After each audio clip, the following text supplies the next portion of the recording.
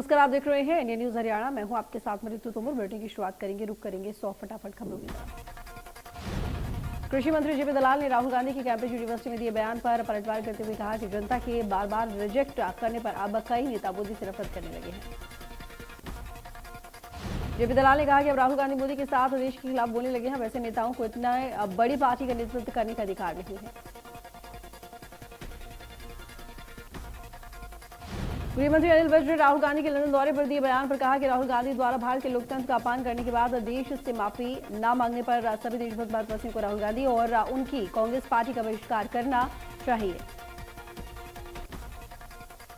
अनिल विज ने देशवासियों को सीधे तौर पर कह दिया है कि कांग्रेस के सभी कार्यक्रमों के साथ व्यापारिक और निजी संबंध भी तोड़ देने चाहिए।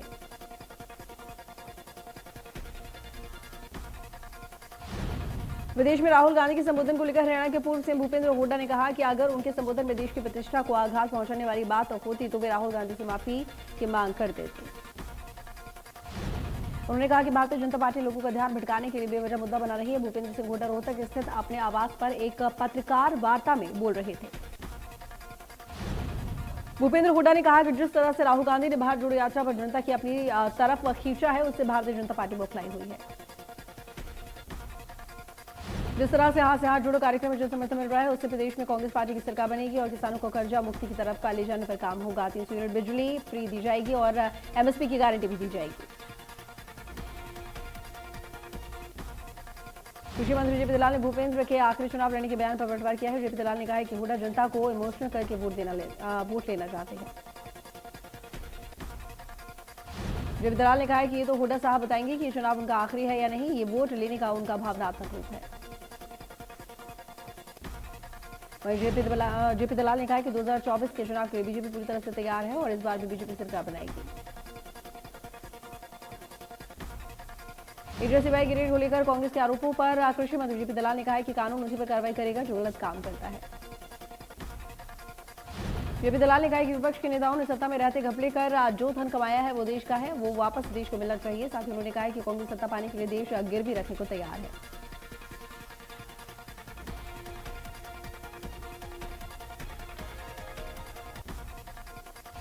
राहुल गांधी के पीएम और अडानी वाले ट्वीट पर अनिल विज ने तंज कसते हुए कहा कि राहुल गांधी को अडानिया बीमारी से ग्रसित बताया और जिसकी वजह से वो सुबह से शाम तक अडानी करते रहते हैं।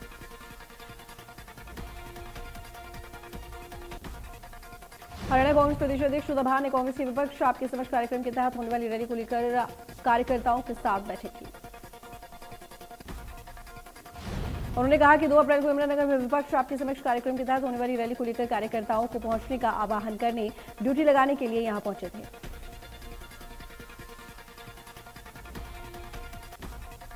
उन्होंने कहा कि सरकार के काले कारनामों को उजागर करने, हिरनमल की रिपोर्ट को छुपाने और उस पर कार्रवाई न करने प्रदेश को कर्जे में धकेल दिया गया है और आर्थिक व्यवस्था चौपट हो गई है।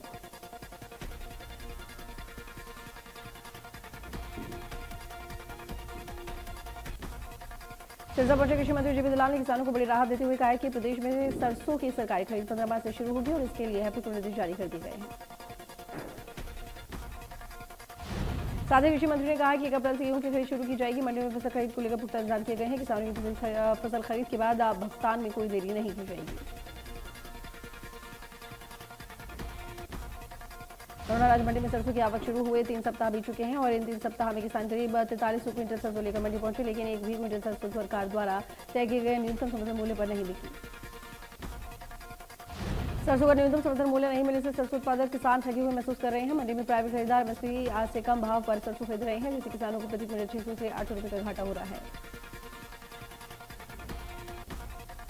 बड़गुड़ा अनाज मंडी में सरसों की आवक शुरू हो गई है। सरकारी खरीद में देरी होने के चलते किसानों को 5000 से 5200 रुपये प्रति क्विंटल भाव में अपनी फसल बेचनी पड़ रही है। अपनी फसल लेकर मंडियों में पहुंचने वाले किसानों को पर्याप्त सुविधा नहीं मिल रही है। मंडियों में सभी व्यवस्था का बुरा हाल है और वहीं पेयजल को लेकर भी उचित प्रबंध नहीं है।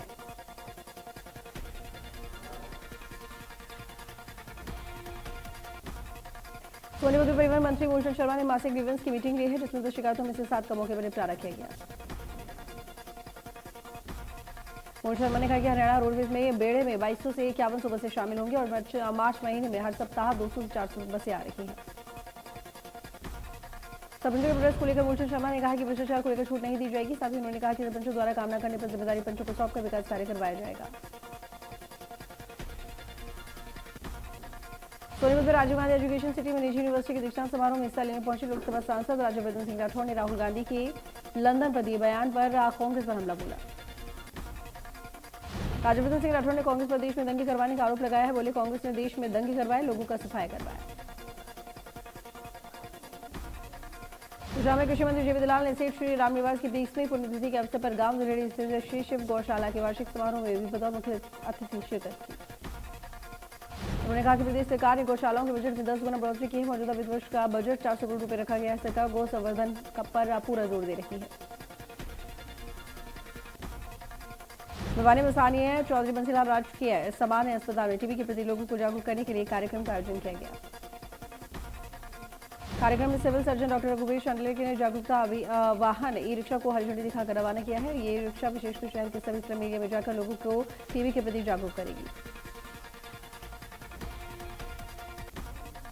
नूंह में जिला स्तरीय समीक्षा समिति की बैठक में उपायुक्त अजय कुमार ने बैंकर्स की प्रगति की समीक्षा की। उपायुक्त ने सभी बैंकों को निर्धारित लक्ष्य अर्जित करने के निर्देश दिए। उन्होंने कहा कि सभी बैंकर्स प्राथमिकता के आधार पर आर्थिक स्थिति से कमजोर परिवार को व्यक्ति को 100% ऋण उपलब्ध करवाना सुनिश्चित करें।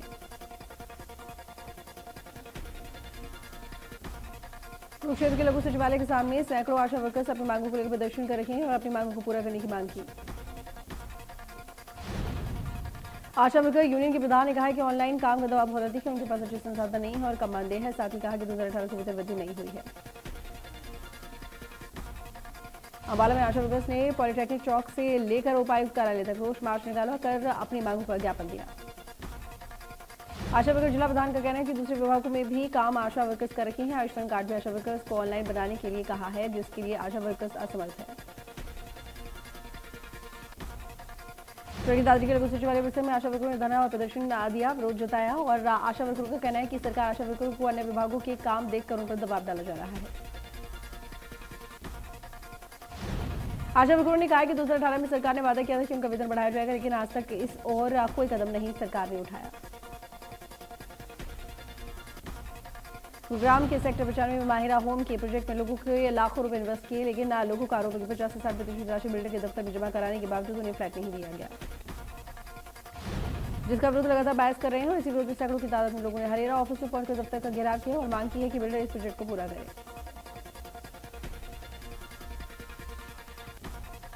स्वर्गीय दादरी से दिल्ली की ओर जाने वाली सड़क पूरी तरह से टूट चुकी है, जिससे वाहन चालकों और लोगों को परेशानियां झेलनी पड़ रही हैं।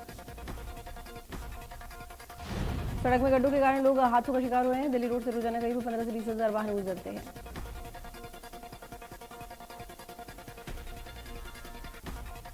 इन्फ्लुएंजा को लेकर सोनीपत में स्वास्थ्य विभाग अलर्ट पर है, जिसको लेकर बेड रिजर्व कर दिए गए हैं। और स्वास्थ्य विभाग इन्फ्लुएंजा को लेकर सतर्क हो गए हैं, जहां H3N2 यानी इन्फ्लुएंजा को लेकर सभी प्रकार की दवाइयां और टेस्ट की तैयारियां कर ली गई हैं। यमुनानगर में H3N2 इन्फ्लुएंजा वेरिएंट के 5 नजदीक केस मिले हैं, जिसके बाद सैंपल लेकर स्वास्थ्य विभाग ने पंचकुला भेज दिया है।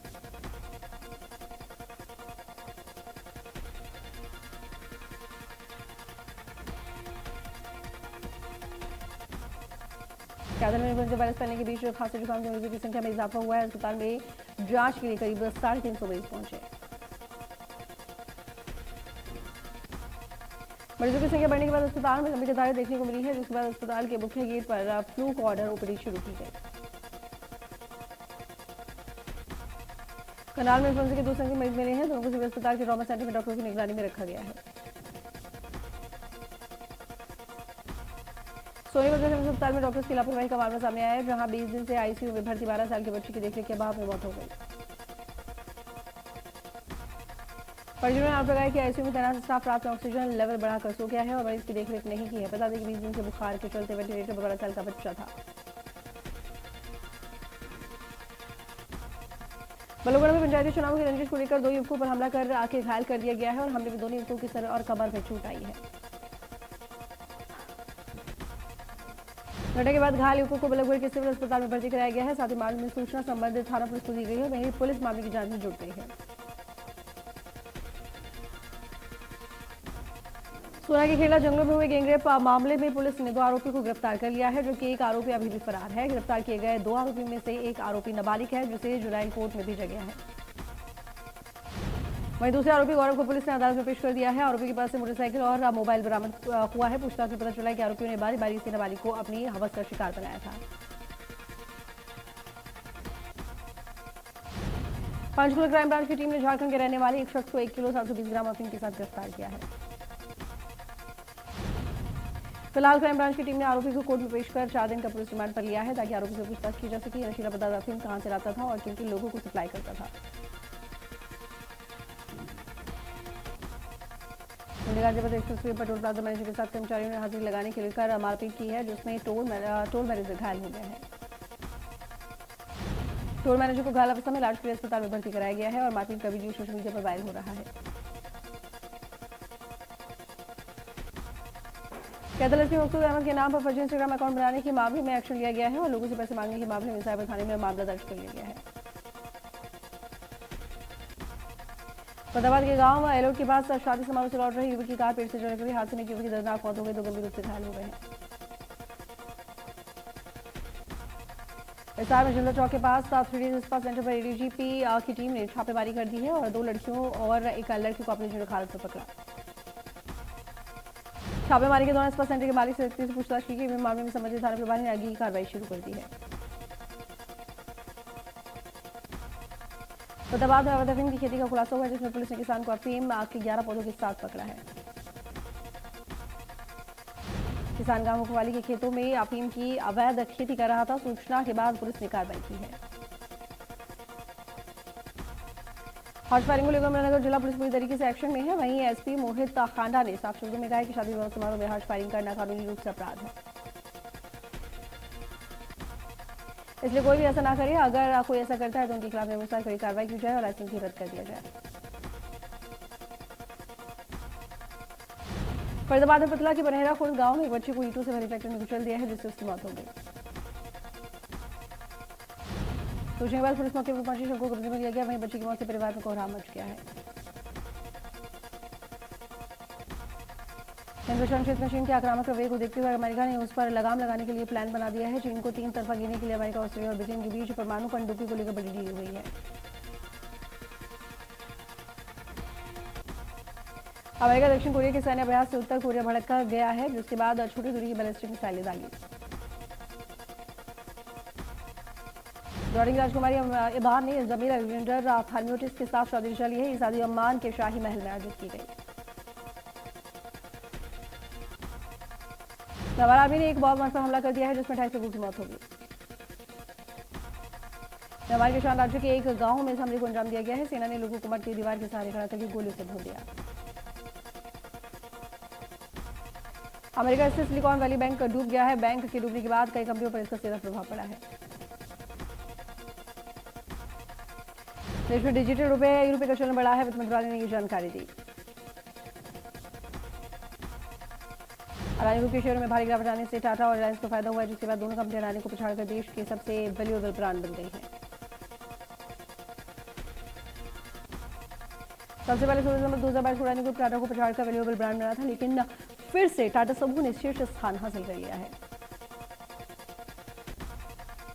तेल के दाम स्थिर होने से लोगों को राहत है, जिसके बाद दिल्ली में पेट्रोल 96 रुपये 72 पैसे प्रति लीटर बेचा जा रहा है, जबकि डीजल की कीमत 89 रुपये 62 पैसे प्रति लीटर है। अहमदाबाद टेस्ट मैच के ड्रॉ रहने के बावजूद team India world test championship के फाइनल में पहुंच गई है। फाइनल में भारत का सामना ऑस्ट्रेलिया से होगा। ये खिताबी मुकाबला 7 जून से खेला जाएगा, जो कि लंदन में ओवल मैदान पर दोनों टीमों के बीच में भिड़ंत होगी। कप्तानी को रोहित शर्मा ने अपने एक बयान से सभी को चौंका दिया है। कप्तान रोहित शर्मा ने कहा है कि वे टेस्ट क्रिकेट में कप्तानी करने के गुर सीख रहे हैं। रोहित शर्मा ने आगे कहा कि मैं चीजों को सरल बनाए रखना चाहता हूं, लोगों का ध्यान खींचने के लिए कुछ हरकत नहीं करना चाहता। सूर्य गावस्कर ट्रॉफी जीती पर सूर्य गावस्कर ने रोहित शर्मा की तारीफ की है, कहा कि भारत की सीरीज जीतने में कप्तान ने बड़ी भूमिका निभाई है। सूर्य गावस्कर ने कहा कि किसी भी कप्तान के लिए टेस्ट मैच और फिर सीरीज जीतना बहुत मायने रखता है। रोहित शर्मा ने कप्तानी शानदार रही।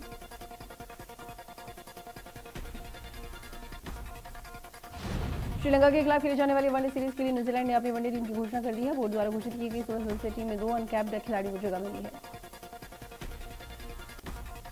न्यूजीलैंड में 16 सदस्यीय टीम में 2 अनकैप्ड खिलाड़ियों को शामिल किया गया है। कैंटरबरी के क्रिकेट चार्ट बोविस ऑकलैंड के बेन लिस्टर को टीम में जगह मिली है।